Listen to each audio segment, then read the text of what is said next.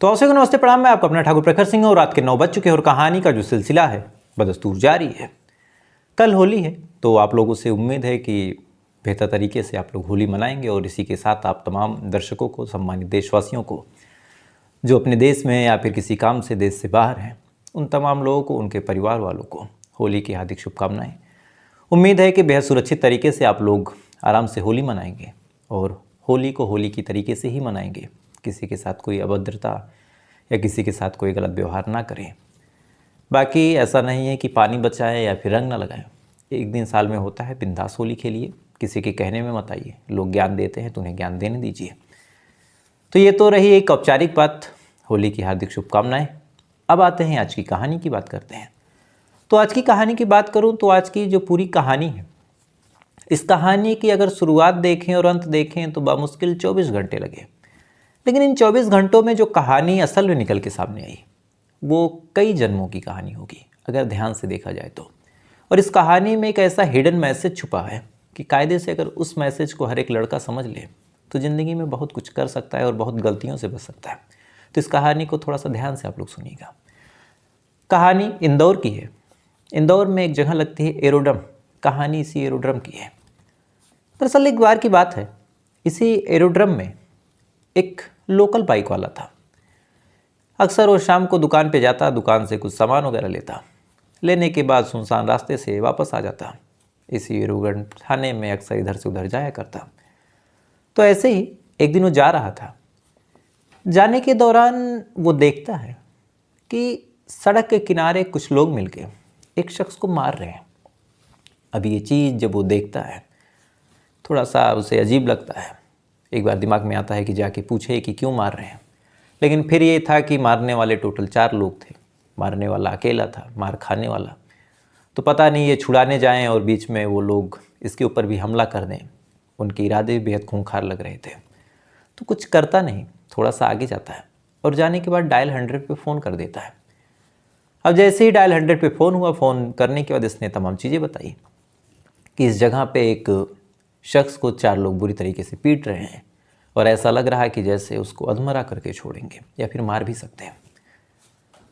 अब तत्कालीन घटना जो कि मौका वारदात पे हो रही हो, अभी तक हुई भी ना हो, जब उसकी फ़ोन गई, उसके सिलसिले में फ़ोन गया डायल 100 पे, तो फ़ौरन वहाँ से लोकल थाने पे कांटेक्ट किया गया।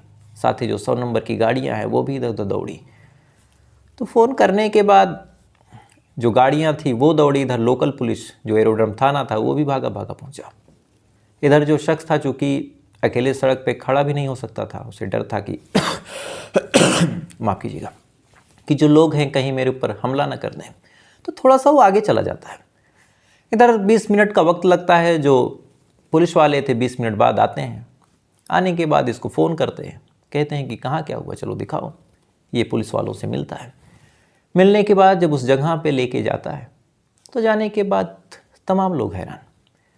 वहाँ ना तो कोई मार खा रहा था, ना ही वहाँ पे कोई मार रहा था, ना ही वहाँ पे कोई मौजूद था। पूरा लोकेशन खाली। अब ये क्या? पुलिस वाले भी जब ये चीज़ देखते हैं उन्हें भी बड़ा अजीब लगता है कि क्या इस शख्स ने मजाक तो नहीं किया, कहीं ये ड्रिंक वगैरह तो नहीं किया है। बहरहाल उससे पूछते हैं तो फिर उसने कहा कि नहीं, मैंने देखा यहाँ पे कुछ लोग मार रहे थे।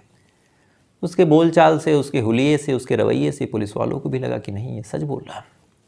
रात का मामला। पुलिस वाले टॉर्च निकालते हैं। निकालने के बाद उस जगह को जब चेक करते हैं तो चेक करने के बाद वहाँ पे खून की कुछ बूंदें मिलती हैं। अब खून की जब कुछ बूंदें मिली तो फिर पुलिस वालों को भी यकीन हुआ कि नहीं, यहाँ कुछ वायलेंस हुआ ज़रूर है, तभी यहाँ पे खून की बूंदें गिरी हैं। इसके बाद पुलिस वालों ने उन खून की बूंदों को ट्रेस करना शुरू किया कि कहाँ तक गई है। तो कभी कहीं और छींटे, कभी कहीं और निशान, हर जगह खून भी नहीं गिरा था। लगभग घंटों तक सर्च ऑपरेशन चला। उसके बाद एक सुनसान झाड़ी से एक डेड बॉडी मिलती है। अब जैसे ही बॉडी मिली पुलिस वालों की तो होश फाख्ता हो गए कि आए थे मार पिटाई छुड़ाने, यहाँ लाश मिली है यानी कत्ल हो गया है। इधर ये आदमी भी बेचारा मन में सोच के रह गया कि काश मैंने छुड़ा दिया होता तो इसकी जान बच जाती। बॉडी को जब पुलिस वालों ने देखा तो देखने के बाद अजीब सा मामला था। कायदे से पूरे शरीर पे मल्टीपल स्टैबिंग के निशान थे, यानी जिसने भी मारा था चाकू से पूरे जिस्म को छलनी कर दिया था। गर्दन पे एक लंबा कट का निशान था, सर पे किसी चीज़ से, भारी चीज़ से वार किया गया था और गर्दन को पीछे से भी काटा गया था। तो ये तमाम चीज़ें आज इसलिए बता रहा हूँ चूँकि इसका भी कहानी में भी आगे काम आएगा। तो ये चीज़ें जब पुलिस वालों ने देखी, देखने के बाद अब परेशान। सबसे पहले तो यही दिक्कत कि मरने वाला बेचारा कौन है। पुलिस वालों ने बॉडी की तलाशी ली। जब बॉडी की तलाशी ली तो एक आधार कार्ड मिला। आधार कार्ड में उसका नाम तौफीक, जो लोकेशन मिली वो लखनऊ की मिली। अब जब लखनऊ की मिली तो फिर दिक्कत, क्योंकि अब लखनऊ इनके जुडिशल सिस्टम में आता भी नहीं है, इनके इलाके में भी नहीं आता। वहाँ का मामला भी, ये कौन है, यहाँ क्या कर रहा है, कैसे पता चले। साथ ही कुछ बस के कागज़ यानी टिकट, बाकी और कुछ मिला नहीं। बहरहाल पुलिस वालों ने बॉडी कब्जे में ली। उसके बाद लखनऊ इत्तला कर दिया इसके इलाके के थाने पे कि आपके इलाके का कोई तौफीक है जो यहाँ पे मरा पड़ा है। साथ ही अब तफ्तीश शुरू की। सबसे पहले उस आदमी से पूछताछ करी जो वहाँ पे मौका वारदात पे मौजूद था कि तुमने क्या देखा। उसने बताया कि साहब टोटल 4 लोग थे, उम्र ज़्यादा नहीं थी, कम ही उम्र के लड़के थे और अंधेरा था तो ज़्यादा देखा नहीं, लेकिन इतना देखा कि इसको मार पीट रहे थे। अब क्यों मार रहे थे, क्या वजह थी, ये नहीं पता, लेकिन मार रहे थे। अब पुलिस वालों के पास एक डेड बॉडी थी जिसका एड्रेस लखनऊ का है। साथ ही एक चश्मदीद था जो किसी को पहचानता नहीं है। मरने वाले के पास कोई कागज़, कोई डॉक्यूमेंट मिला नहीं। कातिल का कोई सुराग वहाँ दिखा नहीं। तो आखिर तफ्तीश हो कैसे। बहरहाल पुलिस वालों ने अब तफ्तीश शुरू की। पहले तो इससे पूछताछ करी, उसके बाद लखनऊ इत्तला किया, उसके बाद आसपास के इलाके को खंगाला कि यहाँ से कुछ मिल जाए। वहाँ सुनसान इलाका, वहाँ कुछ दिखने के चांसेस भी नहीं थे। ये तमाम चीज़ें पुलिस वाले कर ही रहे थे। तभी उनके जहन में एक आइडिया आता है। दरअसल उस क्राइम सीन से जब थोड़ी दूर पे जाते हैं तो कुछ दुकानें मिलती हैं। दुकान मिलने के बाद कुछ दुकानों में कैमरे थे। तब पुलिस वालों को लगा कि ये सड़क है, कत्ल करने वाला या तो इधर जाएगा या तो इधर जाएगा। अगर हम इन सड़कों पे कुछ किलोमीटर तक कैमरे खंगाल लें तो किसी कैमरे में कुछ तो कैद हुआ होगा। अब पुलिस वालों ने कैमरे खंगालने शुरू किए। सबसे पहले किसी दुकान पे, फिर किसी पेट्रोल पंप पे। अच्छा, एक दिक्कत ये थी कि ये भी नहीं पता कि खोजना किसको है। अगर ये पता हो तो आसान है। इसके लिए फिर उस बाइक वाले को बुलाया गया कि तुम ही भैया बताओ कि हम लोग खोज किसको रहे हैं, क्योंकि यही नहीं पता कि हमें तलाश किसकी करनी है। बस ये पता था कि 4 लोग हैं। अब वहाँ से वो 4 आए या फिर चारों अलग अलग दिशा से आए, या फिर 2-2 करके आए, या फिर 1-1 करके आए, फिर कहीं 3, कहीं 1, कुछ भी पॉसिबिलिटी बनती है। पुलिस वालों ने उस बाइक वाले का सहारा लिया। उसके बाद कैमरे खंगालने शुरू किए। टोटल 120 कैमरे खंगाले। हर कैमरे की फ़ोटोज़ को बाकायदा चेक किया, हर कैमरे की तस्वीरों को बाकायदा उस शख्स को दिखाया और तमाम तस्वीरें वो देखता जाता, मना करता जाता, कहता रहता कि नहीं इसमें नहीं है, इसमें नहीं है। अंत में एक ऐसे कैमरे की तस्वीर मिली जिसमें 4 लड़के जाते हुए दिखाई देते हैं। अब जैसे ही 4 लड़के दिखाई दिए तो फिर उसको इस शख्स को दिखाया गया कि क्या ये वही लोग थे। चूँकि अंधेरा था तो ये पहचान तो नहीं पाया, लेकिन डील डोल, पहनावे ओढ़ावे, इन तमाम चीज़ों की वजह से वह कहता है कि हाँ, लग तो वही रहे। अब जब ये शब्द उस आदमी ने बोला तो फिर पुलिस वालों ने मान लिया कि चलो यही होंगे, क्योंकि और कुछ दिखा ही नहीं। लेकिन फिर दिक्कत यह है कि आखिर ये चारों हैं कौन। कैमरे में कैद हो गए, इसका मतलब ये नहीं कि हम इसे जानेंगे। उसके बाद फिर उन चारों की तस्वीर निकाली गई। निकालने के बाद अलग अलग इलाकों में भेजी गई और ये कहा गया कि अगर ऐसा कोई दिखे तो ज़रूर इन्फॉर्म कीजिए। ऐसे लोग जो पुलिस वालों के संबंध में थे, संपर्क में थे, उन तमाम लोगों को ये तस्वीरें भेजी गई। इंतज़ार किया गया। घंटों तक तस्वीरें सोशल मीडिया पे तैरती रही। घंटों तक पुलिस वाले इधर उधर खाक छानते रहे और लगभग सुबह होते होते ये तमाम चीज़ें रात भर चली।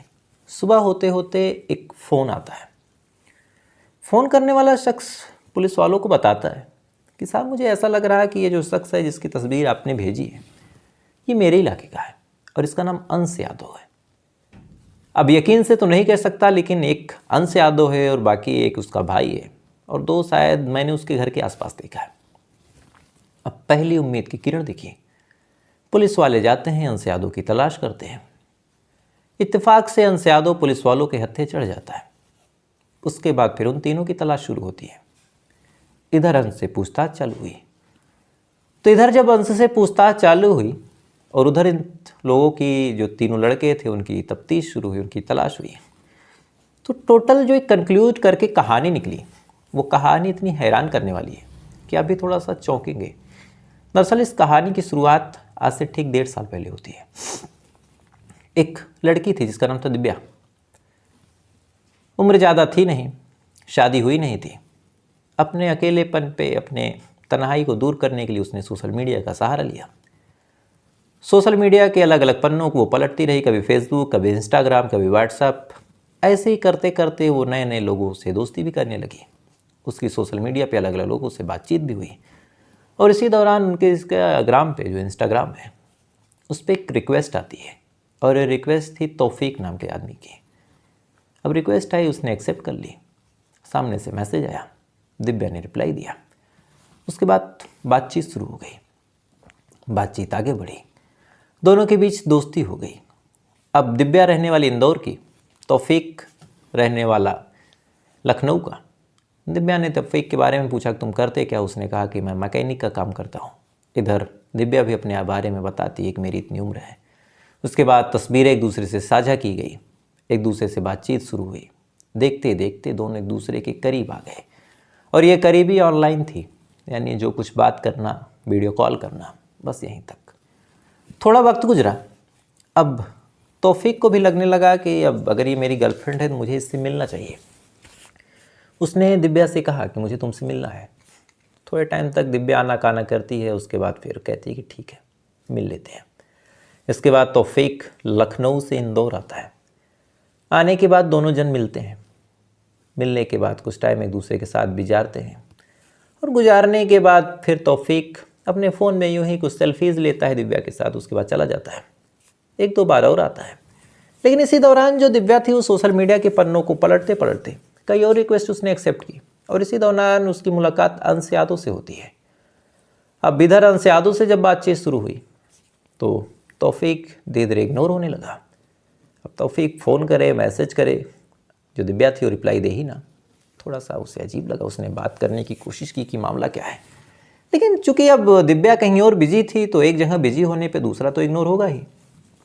तो दिव्या इग्नोर करने लगी, लगातार वो फ़ोन करता। तो कुछ टाइम बाद जब उसे रियलाइज़ हुआ कि मेरी गर्लफ्रेंड किसी और से भी बात कर सकती है, तब उसने ब्लैकमेल करना शुरू किया। उसने कहा कि तुम्हारी जो तस्वीरें हैं उसे मैं वायरल कर दूंगा, इसलिए तुम या तो उसे छोड़ो और मुझसे बात करो, नहीं तो मैं वायरल कर दूंगा। अब तौफीक ने जब ब्लैकमेल किया तब दिव्या के होश फाख्ता हुए कि ये तो मैं बुरा फंस गई। तब तक अंश भी इतना क्लोज आ चुका था कि उसे भी नहीं छोड़ा जा सकता था। तो फिर उसने सोचा कि क्या करें क्या करें, परेशान रहने लगी। इधर अंश भी फ़ोन करे तो उससे भी ठीक से बात ना हो। उसने भी कहा कि क्या बात है बताओ, कहती कुछ नहीं, छोड़ो जाने दो।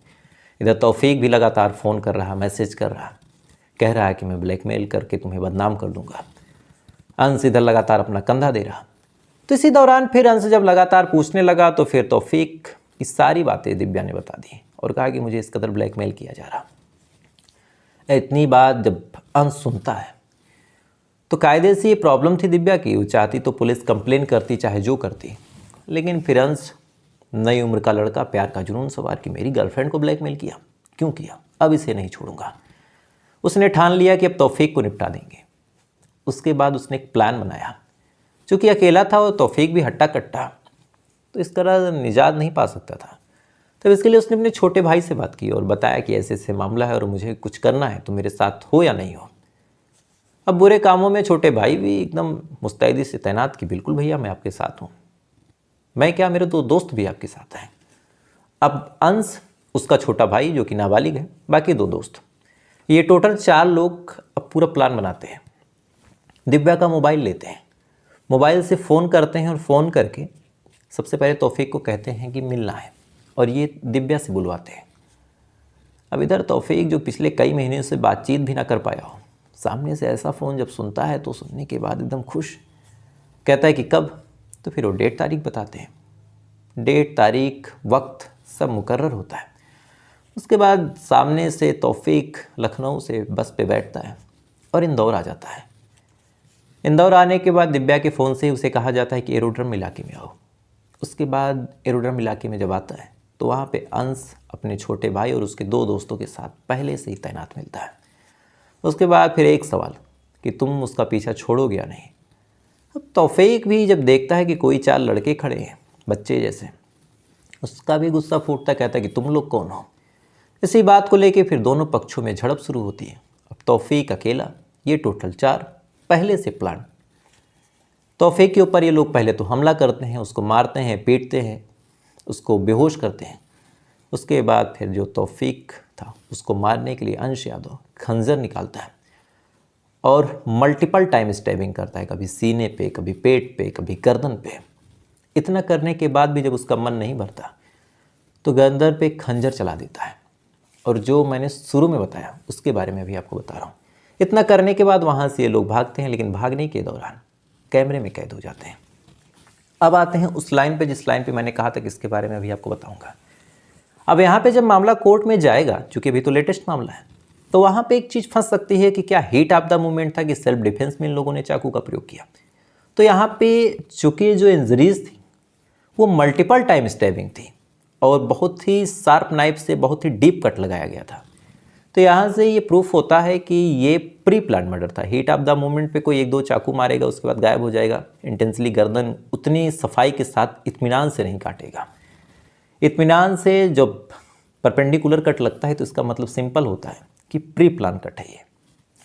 तो देखते हैं क्या होता है। 4 नाबालिग की ज़िंदगी खराब हो गई।